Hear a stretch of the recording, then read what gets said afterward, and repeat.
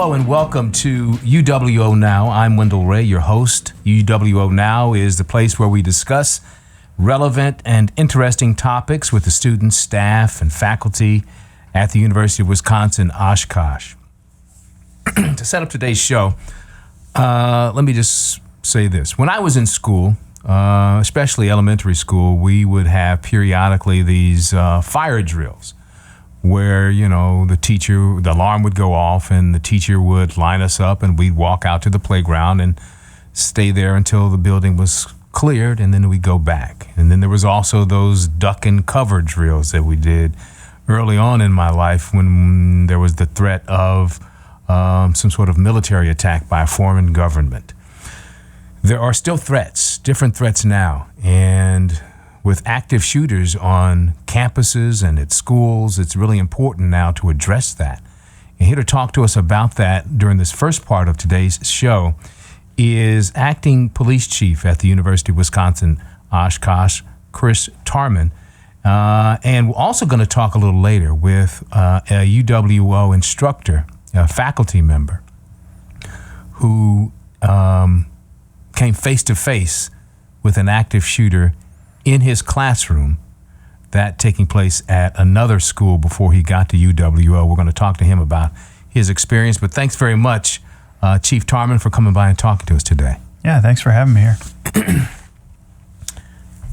As I kind of set this up, I was mentioning how routine drills used to take place in schools and so forth and so on. And probably in elementary schools, there's still that type of drill for now an active shooter. On a college campus, probably not the same approach, I would imagine. Let's talk about that. But first, let's set up who you are. Tell us about your expertise in this area and then how you're translating that expertise to the folks, the staff, the students, the community here at UWO. Yeah, that's good. I always kind of, when we do a training or something like that, I always kind of set it up as a way, like, I'm the acting chief of police here. I've been in law enforcement for almost 18 years, and that doesn't really get me the opportunity to stand up here and talk to somebody about active threat. Like, police officers can do many different things. Mm-hmm. But about 10 years ago, I really started thinking how this is something that I think we should be thinking about as a campus police department. It's something that we should be helping our campus members prepare for. So I actually asked to go to a training. I went to, it's called Alert Level 1, which is kind of a police officer 2-day, 20-hour training.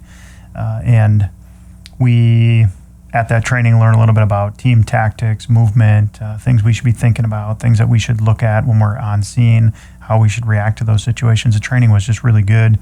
Actually, the second half of that day was all scenarios. So they give you like this training weapon with some projectiles in there or whatever, and you actually respond to several scenarios that take you through step by step how to manage a situation.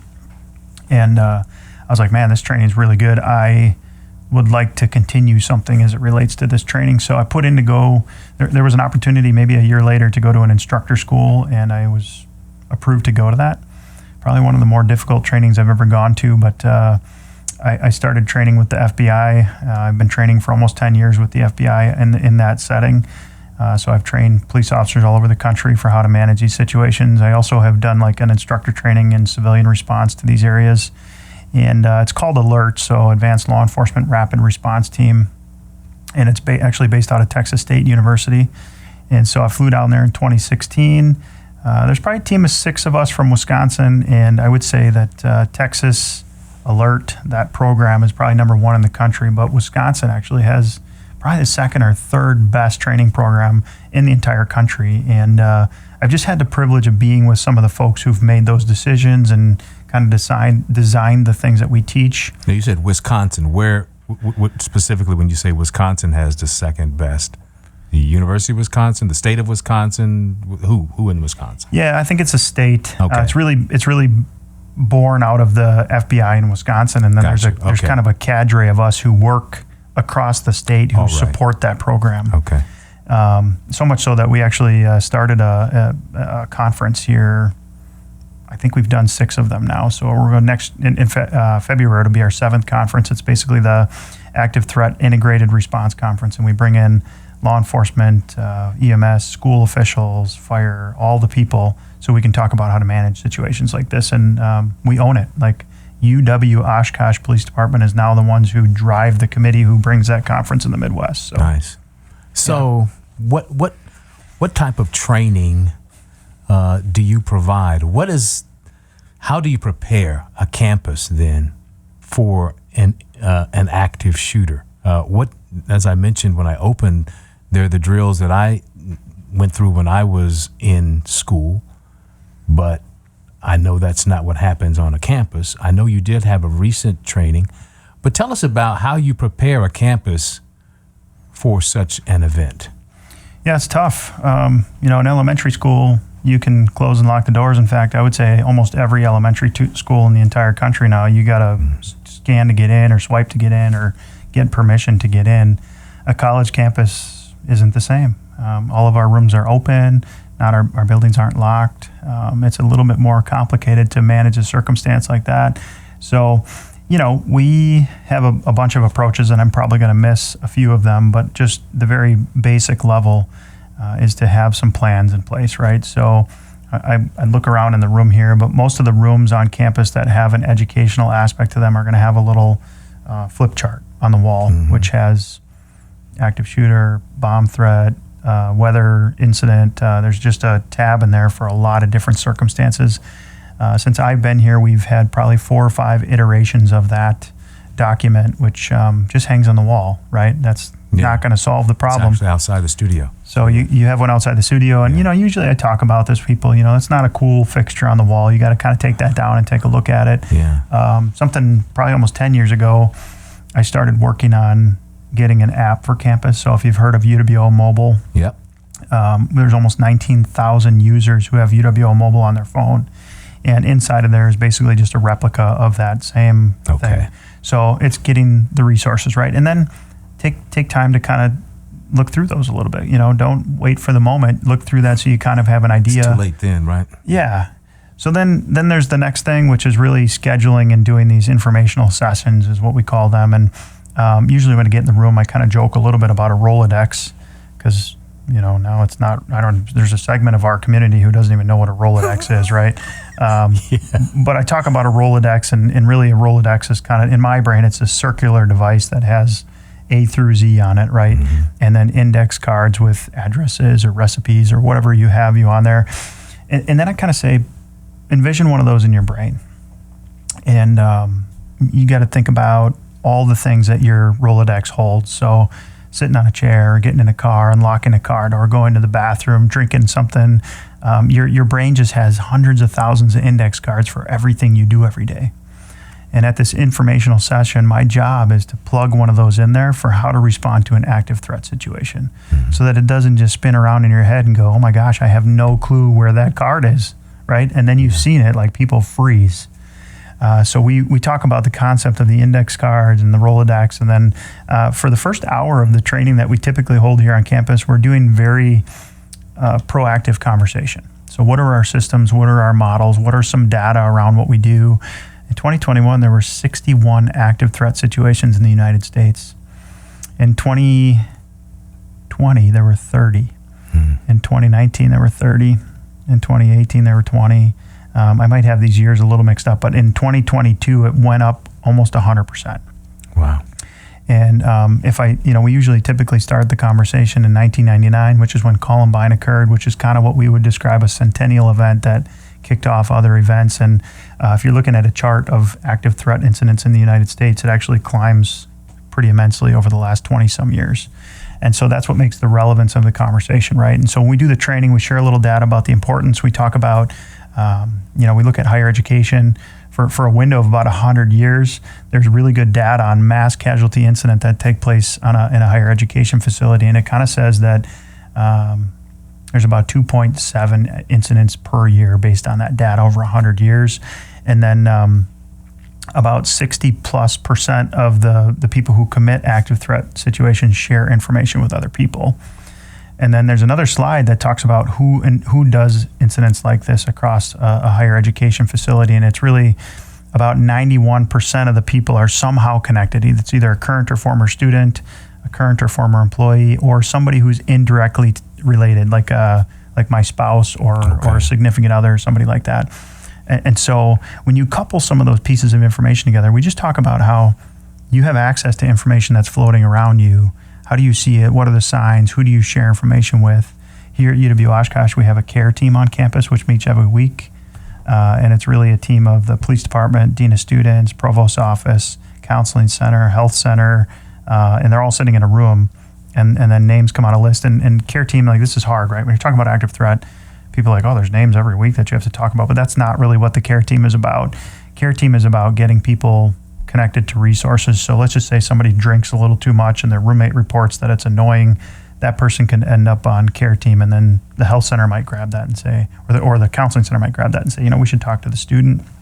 And then we start connecting them to resources. But at a low level, we catch other things like this where we talk about who needs intervention. How do we connect them to a resource? So we talk heavy about that in the front end of the training. The last 30 minutes of the training is really about, if you're caught in a situation, how do you manage it, right? And then we really talk about all the models that are out there, just to say, wow, there's so many. ALICE, run, hide, fight, avoid, deny, defend, lockout, lockdown, evacuate. Like, there's so many words and phrases, and it could get really confusing, right? Like, what do I do? How do I manage this situation? Yeah. And at the really basic level, I think most people understand run, hide, fight, right? And the hardest part in our brains is to separate the fact that it's not step 1, run, step 2, hide, step 3, fight. It kind of depends on your situation. So we go over what that looks like. So I always kind of say evacuate or run is probably your number 1. Like, you got to try to get out of there. And then the second 2 depend on, somebody in the room right now who's got a gun and threatening me, then I need to fight, right? If I'm in close proximity and I can't get out, I got to fight. If they're kind of down the hallway and I can barricade a space, then I would do that. So, that's kind of at a real basic level what we talk about in a training session. We expand how to report information. We expand what you should be looking for. We talk about actual situations. You mentioned Dr. Joe Peterson.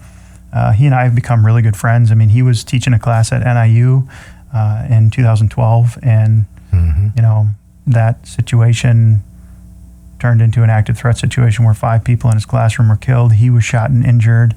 There were 13 people injured in that classroom.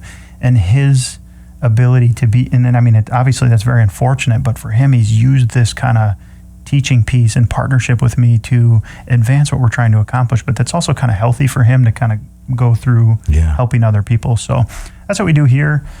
There's other things, departments will call me and they'll say, hey, we went to your training. Can you come look at a space with us and talk about that? There's a lot more other things that occur between, like, how we install. We're doing construction projects on campus, then we're trying to include specific door locks that allow for an easier access to lock a space and secure a space. We're talking about card access and how that helps us out. We talk about creating relationships. And I've said a basic level a couple times, but really just in a humanistic level, it's about creating relationships to ask people how they're doing. Because if somebody stands out in a classroom as like, it seemed odd or suspicious, over the last 2 years especially, we've lost how to communicate with people. So it's kind of like hey, go up and ask how they're doing. It could be something as simple as, like, their dog passed away. They had to put their dog down last week, you know what I mean? But they'd love somebody to actually say, hey, how are you doing? What happened? And then if it turns into something a little weird, then you have definitely a lot of resources to talk about. So, you're listening to UWO Now. I'm your host, Wendell Ray, and I'm having a conversation today with Acting Chief of Police at UWO, Chris Tarmann. And we're talking about what communities, what campuses can do, are doing to prepare for what could be one of the worst days in the lives of anybody who has to go through an active shooter situation. Now that you are training individuals, and I know you said it kind of depends, it's a situational thing, but is that run, hide, fight kind of scenario just one of the most basic things you could tell somebody to remember if something breaks out near them? Yeah, absolutely. The only catch to that in my head is, are you responsible for little people who can't make their own decisions, right? Okay. But for an adult, then it's absolutely to get out. If you are leaving and somebody's going into an area, help them understand something bad's going on in there and take them with you if you can. But if you have little people, it's a little different, right? Now you got to kind of manage the little people along the way too, and that complicates the process a little bit. But that's also why there's way more security in places where there's, like a daycare or a elementary school or something like that. You're going to have advanced security systems in place to kind of proactively resolve any entry-level risk coming into there. So, yeah. So on a campus, not just the UWO campus, but on any campus, and you go around and I would imagine and train many different organizations. How do you get this information then to students who may be in need of this type of information? We know we talked about what we had the other day here at Oshkosh, but now is there some sort of training other than what's on the walls in classrooms that we can give to students so they know what to do in certain situations? Yeah, it's tough. We don't require it here as a training. We do obviously put it out on the UWO mobile app. There are probably a handful of professors on campus who actually invite me to their classrooms, and I teach one of their classes about it. It's usually more specific to what their major is, but they'll bring me in and we'll do a whole class where I talk about it. We actually teach certain segments of the population regularly. So like all the student rec staff, all the community advisors who live in the res halls, the advising crew over there, like there's specific departments that we teach regularly. But as a student, if you're listening and you're like, man, I really like to go to a training. Well, actually, when I sent out that email about the informational session last week, I probably got about 20 emails back saying, I can't make it. Will you do another one? And I totally plan on doing another one. Okay. I have one scheduled at the Fox Cities campus in the first couple of weeks of school, but I also will open up probably 2 or 3 more in the first semester, and I would just come, and it's a great conversation. It's obviously not a great thing to talk about, but we obviously want you to be prepared, and people often leave feeling like, oh my gosh, this was really helpful. It makes me think a little bit about what I should do and how I could manage a circumstance. So, talking about it, I would think is a good thing. Does it spook people when you talk about it? I mean, oh man, is there something going on? Do I need to worry about something? Is there that kind of thing you have to deal with sometimes? Yeah, I mean, when we start the training, I always tell people there's a couple ground rules. First of all, you can leave and go to the bathroom if you need to, right? And then the second thing is, we're not showing any gory pictures or anything like that, but the conversation gets a little heavy, because you're talking about a situation that nobody really wants to experience. So if you've got to leave, somebody might think you're going to the bathroom, but then, you know what, feel free to come back up to us and talk to us afterwards so we can work through this more specifically with what your circumstance was, or we can share more. I'm not going to lie, having Joe Peterson, is so great because people connect to somebody's story, right? They can, exactly what you're talking about, they can kind of work through that a little bit when they get to have that conversation with him. Yeah. So I would imagine that helps. When you go to other cities, organizations, be it law enforcement or wherever else you may do trainings, do they need different things at different places? Is there one standard type of training you do, or how do you determine what it is you're going to tell a certain group? Yeah, that's a great question. My answer is going to be bad. It depends. Okay. But, there's probably 3 different things. Like, first thing is UW Oshkosh is pretty phenomenal. Like, I actually said this in the training last week. There's like another law enforcement officer who teaches this in another community. They don't have some of the things that we have in place here. They don't have a care team. They're not relationally connected. I mean, the people that sit on the care team are people who work in all these areas that are going to receive information that might be concerning, and take active threat out of it. Like, it's a circumstance where somebody just needs help, right? And we can connect them. And I know them on a first name basis. You know what I mean? Like, I know Leah Folks over at the Counseling Center, or Buzz Bars at the Dean of Students Office. But take that model and move it to a community. They aren't as relationally connected as we are here at UW Oshkosh. So if I take it to an organization in a city, in some sense, there's a little bit more conversation about creating the relationships. And so it's organizationally with your law enforcement agency or organizationally with your EAP resources and your HR and how those things work out. It's talking about how a threat assessment team works. We have a team on campus, so can you recreate what that looks like in your community? There's way more businesses in a community sometimes that it's harder to connect those things. And then the other difference is really just if you're going into a children's area, one really great resource is iloveyouguys.org. That's John Michael Keyes. His daughter was actually killed in an incident in Colorado, and he took that situation to create a phenomenal model with free resources in it. So it's just iloveyouguys.org, and then that's really a great, everything on there is free. PowerPoints, signs, posters, the model. It's basically called the Standard Response Protocol. And it's a super simple and really great way to kind of get some of this training and foundational aspects of how to respond into a space. So, one of the reasons we decided we wanted to talk about this today is, as you mentioned, there seems to just be an escalation in 1 is bad and 20 is bad. But as you mentioned, there had been just seemed like a skyrocketing of these types of shootings in the last year or two. From your observations, or maybe even something that you read, is there any information out there about why at this point we're seeing so many of these? Has anybody done any studies to determine why it has increased the way it has? Yeah, I don't know if I'm informed enough to kind of answer the question at the depth you probably want, but there is a company out there that's called Threat Suppression. The owner of that company is called Mike Klumpner. In fact, I kind of jokingly, I used to help with the conference I was talking about. I was asked to take it over this last year and run with the conference. And I kind of jokingly told the FBI guy, I'm not doing this unless we get Mike Klumpner back every year, because he's just phenomenal. Everything about his company is researched. Okay. The people who have committed acts of violence in the past, like this in the past. And, there's typically signs. There's a bunch of things. At the training, we'll talk about what's called a violence continuum, right? Where you and I are having a conversation here, we're living a normal life, and then it seems normal, but then there's kind of a seed moment for somebody where it turns into the frustration thing. And at that moment right there kind of starts this journey.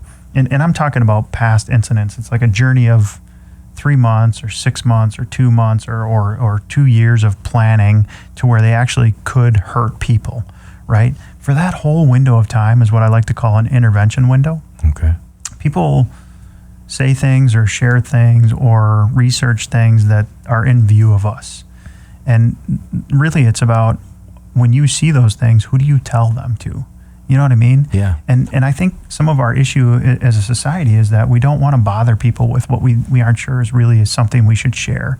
I actually was doing it today. I saw something happen. It was with a different law enforcement agency. And I'm like, I don't really want to bother that agency.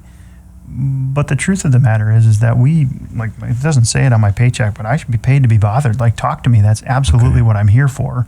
And at a university level, anybody who's on the care team, share information. You know what I mean? You never know. It could be something. I've done the training in years past, and then, I don't know, I could say probably 10 times where somebody's emailed me and said, hey, I had this situation. It's 6 emails of I had this weird thing going on. And I almost every time knew the name of the person and the circumstance already, but they had held that information because they didn't want to bother anybody. Wow. So it's just not worrying about that. Don't worry about it. And honestly, if you get angst from somebody, especially at UW Oshkosh, I'd like to know, because that's not how we should react to that. You should be able to share any information with us so that we can follow up on that and make sure that you understand it's important to us. So it certainly is important, and the topic is important, and we certainly appreciate you coming by and talking to us today, Chief.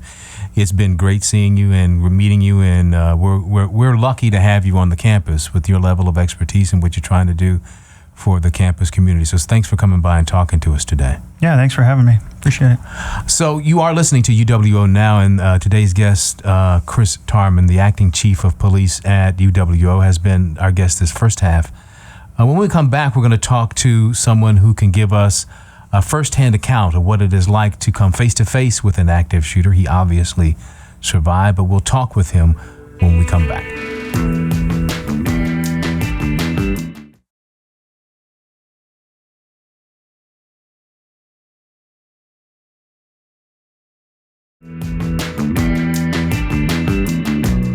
Hello and welcome to UWO Now. I'm Wendell Ray. Thanks so much for stopping by and sharing some time with us today. We're going to be talking today with Dr. Joseph Peterson, who is an associate professor in the Department of Geology at the University of Wisconsin-Oshkosh. And we've talked to him before about his digs that he does every summer and taking students out on digs, capturing the environment and learning more about dinosaurs. But we wanted to bring Dr.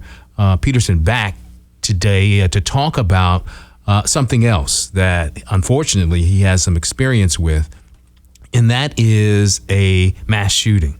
Many years ago, when he was at another campus, he was unfortunately involved in one. And I'm going to kind of turn the mic over to him a little bit and have a conversation about what he experienced at Northern Illinois. First of all, thanks very much, Dr. Peterson, for coming by and talking to us today about this. Oh, my pleasure. Tell us about that experience. When was it? And just kind of set the scene for us that day. So I was a PhD candidate at Northern Illinois University in DeKalb, Illinois. This was Valentine's Day of 2008. And I was teaching a big pit lecture. So I think I had about 180 students in the auditorium that day. And I was about 5 or 6 minutes from finishing that day's lecture, and there was a stage door to my left that opened. And this wasn't that unusual because it was February in Northern Illinois, very similar climate to here. Mm-hmm. And so around that time, people would cut through the building to get across campus. And so when I heard the door open, I turned and said, "We're not done yet." And this individual walked out onto the stage with a sawed-off shotgun and immediately started firing into the crowd of students. Mm-hmm. And it took me a moment to really recognize what was happening. I mean, I jumped back, and my first thought was, this can't be real. This has got to be some kind of an odd drill. And then he reloaded, and that's when it hit me. So when we're talking that thought, being a fraction of a second, there was nowhere to go. So I jumped off the stage and was crouching by a podium. Individual kept firing and reloading and firing and reloading. And I'd just gotten married a few months prior to that, the August prior to that, and knew I've got to get out of here. In fact, as silly as it sounds, I remember the thought that went through my head was, if I die here, my wife is going to kill me. Yeah, funny now. It's funny now, but it's just your brain does weird things in those situations. And so I tried to stay low and started to, quickly run up the aisle to get out of the auditorium. The gunman and I made eye contact. He dropped the shotgun, reached behind, he pulled out a Glock 9mm and fired it at me, and it hit me in the left shoulder. And I realized I'd been hit, but I also realized I wasn't dead, so I kept going. I went to the next building over, and there was a bunch of students in a computer lab, and I ran and told everybody, there's been a shooting in Cole Hall, which was next door. Get away from the windows, call 911, lock the doors, and I just went running down the hallway of that building, yelling that at everybody. Now, this is at a time, was there like we have now where there's standard kind of drills and procedures that you follow? Take us back to that time and what you knew what to do. Not really. I mean, this was less than a year after Virginia Tech. Mm-hmm. So that was just when campuses, schools, and malls were starting to talk about these things keep happening. Maybe we should have some preparation. And in fact, NIU's police department had just done a active shooter drill a month or two before. And their response to this was perfect. From the first 911 call, police were in the building within 30 seconds. Wow. Okay. Unfortunately, by then it was over. The gunman had already taken his life. So, and it was done. It wasn't a student of mine. It wasn't anybody I knew. It was a former student of the university who had graduated and had gone on to grad school, but for whatever reason decided he wanted to come back to NIU and do this, and he chose that room on that day at that time because he had been a teaching assistant when he was a student there for a different class in that auditorium and knew that, there'll be close to 200 people in here at around 3 o'clock. And I know the back way in, and so that's why he did it. How did you First of all, let me ask this question. How many people were injured or killed in that incident? There were 13 or 14 of us injured, and then 5 students lost their lives. How do you process that? What was it like, the days, the weeks, the months after that for you personally? It was surreal. I mean, I'll tell you, you start noticing violence in pop culture everywhere when you've just experienced violence just living your life. I mean, I couldn't watch TV for a while because there's, what we would view as like a joke about violence or something. It would reverberate. The press was a little much. They were knocking at the door at 4 a.m. for a few days. Wow. Literally knocking at the door. Literally, yeah. Like eventually, my wife was there, and a couple of friends were staying with us for a day or so, and they just said, "We're going to handle this." And yeah, they were parked in front for all night for a couple of days, and eventually we left. We packed up our stuff and we went to Chicago for a weekend, and just kind of hid out. In the immediate aftermath of that, you become hyper aware, and you do get pretty paranoid, or at least I did. But eventually that kind of, I don't want to say completely goes away, but it transforms. Okay. You start becoming more aware of your surroundings in just a safety measure. I always tell people that when it really started to click for me is when I was on an airplane a few months after that, getting ready to go do some research at a museum. And, before the flight takes off, they do the safety announcement of what to do in case of, a water landing in the Midwest or something. Right. Like the whole thing. And I'm like, wow, they don't even let you get off the ground without at least showing you where the exits are here. Why am I getting so upset at myself when I'm going out to a restaurant and I want to know where the doors are? That's just self-preservation. That's just knowing your surroundings. Being prepared. It's just being prepared. And so I haven't become like overly paranoid or anything like that, but I'll do sit down in the theater to watch the movie. Oh, I'm looking around. I'm checking the exits. As far as the emotional aftermath, though, there was definitely some survivor's guilt. There were parts of me that felt like I should have gone back in and grabbed people and brought them out. And, I actually talked to our chief of police for the campus police department shortly after this and kind of expressed some of these, like, was there something I should have done? And he said, no, you realize if you would have run back in there and grabbed somebody, you would now would have had 2 standing targets. Mm-hmm. And I hadn't thought of it that way before.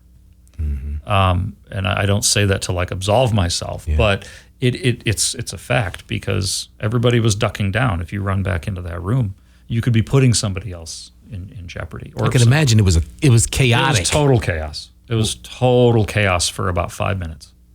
Were there enough exits? Were people jammed at the exits trying to get out? How did that seem? So the room was set up, you'd walk into this auditorium and it's like an old school theater. It's like just a ramp that goes down, and then there was a stage. And there was an exit that goes to the back of the building, which is where the gunmen had come in. And then there was like an AV closet that went nowhere and it was locked. So the only way to go out was through his line of fire up the back entrance. So there were 2 aisles to go up, and that was it.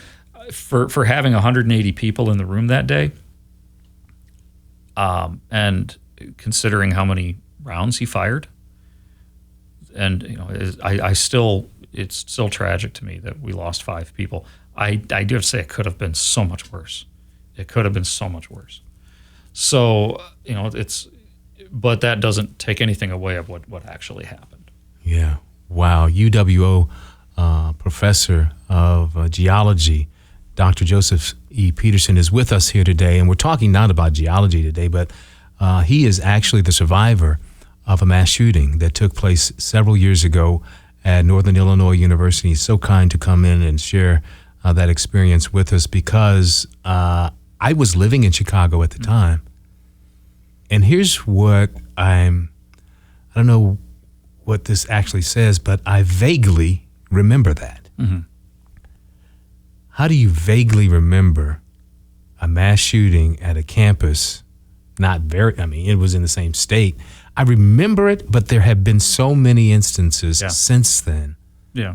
that I'm struggling now. I kind of remember this. I remember there was a student who had some issues, and that's about all I remember.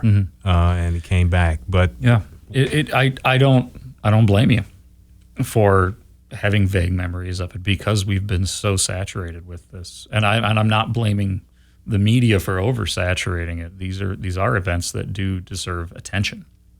I mean, I don't like to see the perpetrators glorified, of course, but or the survivors, having their privacy inflicted. But I do think that these are things that we do need to pay attention to, because it's very easy to just turn a blind eye to it, especially when they become so common. We noticed during the pandemic, when everybody was on shutdown, oh yeah, there's not as many mass shootings happening. It's amazing what happens when everybody stays home. But notice when as restrictions lifted, they started creeping up again. And there's been an absurd number of them as well. Here in the States, for some reason, it only really seems to happen at this frequency here in the States. Any thoughts on why that might be? Well, I try to stay out of the politics of this, at least taking sides in politics, but I think everybody has some, both sides of those have some responsibility there. For the argument that it's a mental health issue, I don't disagree. But I know personally, if I had people living in my home that had mental health problems that put them at a danger to themselves and others, I wouldn't let firearms be so readily accessible to them. And I think that's the problem, is we haven't gotten a handle on mental illness, but it's very, very easy to get a firearm. It's easier to get a firearm than it is to get Sudafed. During cold and flu season, you can only buy so much. Yeah, right. But you can go purchase a handgun every day if you wanted to, or an AR-15 every day if you wanted to, if you had the funds. So that's something that I feel like isn't, if we talk about responsible gun ownership, that's not very responsible. And I understand about rights, but with rights there are responsibilities. And so that's where I feel personally that the ball has totally been dropped, is we're more worried about rights than responsibilities. You've taken, I think, some responsibility in trying to stay involved with here at UWO and helping out with what our police to do and prepare. Do you have conversations with them about what to do, or your experience, and how have you shared that, and how you think it's been a benefit to our campus? Yeah, shortly after I started teaching here, I noticed that at the time it was Captain Chris Tarmann from our campus PD was an issue he's very passionate about, and he was giving some workshops about kind of what. I'm careful with how I word it, because I don't want to make it sound like it's hey teachers, here's what you should be looking for in people, because it's not that. It's more of a here's if this were to happen to you, which I hope it doesn't, I don't want that to be the first time you've ever thought about what you would do. So it's kind of let's get that index card in your brain that you can relate to. And I saw his presentation, and I contacted him afterward and said, thank you for doing that, and here's my experience, and if I can contribute in any way, I'd be happy to. And we've been working together since then. How so? We offer these workshops to campus organizations. We've gone around the state, and we've on campus and off campuses. Tarmann brings the law enforcement perspective of what somebody can expect when police arrive on the scene, and he also provides some resources for how to get people help when they need it. Part of a care team. Maybe you have a student in your class and they're really, really good at attendance, but all of a sudden they haven't been showing up. Now, this doesn't mean they're about to go do an act of violence, but they definitely need someone to reach out going, hey, I've noticed a change in a behavior. This is kind of strange. We're in a unique position working with people, college-age students, where we see them every day. And so you can start noticing patterns if you care. Yes. And by doing so, you can notice when there's a deviation of that pattern. And this is a stressful time, whether we're dealing with the aftermath of a pandemic or not. College is a stressful time for a lot of people. And it allows us to reach out and say, hey, what's going on? Let's have a conversation. And then I can offer the perspective of having been through this, both from a student's perspective and a faculty's perspective, since I was kind of in an in-between role at the time. And a survivor. A survivor. Yeah. That to me is about as valuable as experience as anyone could have, is that you were there. Mm-hmm. You lived, thank God, through it. Mm-hmm. How do you provide any information to the people that you come into contact with about your personal experience? Well, so I am not an anti-Second Amendment person. I have no problem with firearms in principle, but occasionally you run into somebody who starts going off on their mantra about, everybody wants to take, the libs want to take your guns away or something like that. And I'll share my story with them and say, actually, no, I don't think firearms need to be taken away. But, there's also what I call the Dirty Harry mindset. Somebody hears about a mass shooting, and the first thing a lot of them says, if I was in that position, this is what I'd do. You don't know what you'd do. Yeah. I didn't know what I was going to do. And you can be prepared, but until you're in that moment, you don't know what you're going to do. And I don't say the only, but I've noticed a lot of veterans echoing that same sentiment. You think you know what you would do in a combat situation. Until the bullets fly. Until the bullets are flying. And in my situation, it was calculate and get to safety, which is what I would tell anybody to do. The best of your ability, get to safety. I was very, very lucky in that situation that I was able to get through that. There's a number of these types of situations that have popped up where there is no exit. And so somebody has to fight. And sometimes they're able to subdue the shooter, and sometimes they're not. What we can't do is tell somebody, okay, here's exactly what you do, because you're dealing with an unpredictable situation. But it's more trying to get people to think about how they would approach that rather than specifically what to do. So kind of change the way you think about it. Don't try to be Dirty Harry. Mm-hmm. Yeah. Wow. Very, very interesting stuff. And not only that, but I'm sure you have. Has anyone ever asked you to talk about how you dealt with the aftermath? Oh, sure. Yeah, I did go to a therapist on campus for a while, which a lot of students did, even those that weren't in the classroom, because they had to experience lockdown and they didn't know what was happening, and that is traumatizing. Looking back, there was a naivety on my part that I have no problem admitting, that I was like, I'm going to go talk to a counselor. I don't want to deal with PTSD, as if that's a thing you can just brush off in a month or two. No, it's definitely something. There's occasionally there'll still be something that just sends a shiver, or I'll need just a minute. It's rare, but it does happen. It was a lot of counseling, a lot of just talking about it. And honestly, though, I think the number one thing that helped me, and it's just, again, the situation I was in, I was able to do this. When the Virginia Tech shooting happened, that was in April of 2007. And so when that happened, they pretty much just said, okay, we're done with this semester. There wasn't a coming back in a week or two. But at NIU, it was in February, beginning of the semester. There were students that needed to graduate. I had students in that class that needed these credits to graduate. We had to continue. Obviously not in that room, but that course had to continue. And so there was a discussion after about a week. Classes were canceled for about a week or two. There was a discussion about who was going to continue teaching this course. And I wasn't excluded from it, but it wasn't assumed that I was going to. And so I emailed the entire class, which I hadn't done at that point because I didn't know what to say. And I emailed them and said, here's the update. I was worried, that they would find it distracting having me continue that course with them. But I asked them, and the only response I got from everybody was, no, we don't want anybody else, because I'd been in through that with them. Right, yes. And there were days finishing class, maybe we'd stop 10 minutes early. I'm just kind of feeling the vibe of everybody and said, you know what, that's enough oceanography for today. How's everybody doing? And it turned into like a, big giant group therapy session where we just kind of talk it out and how are people doing? And that helped incredibly. It was that connection. And I still keep in contact with a lot of those students today. Yeah. And some of, everybody's growing up, and they've got families of their own now. These are families that could not have, they may not have existed. Yeah. If things were just slightly different. But it's really beautiful to see how they've continued to grow. Wow, an interesting and important story and important information that you have there, Doctor. Thanks so much for sharing that with us.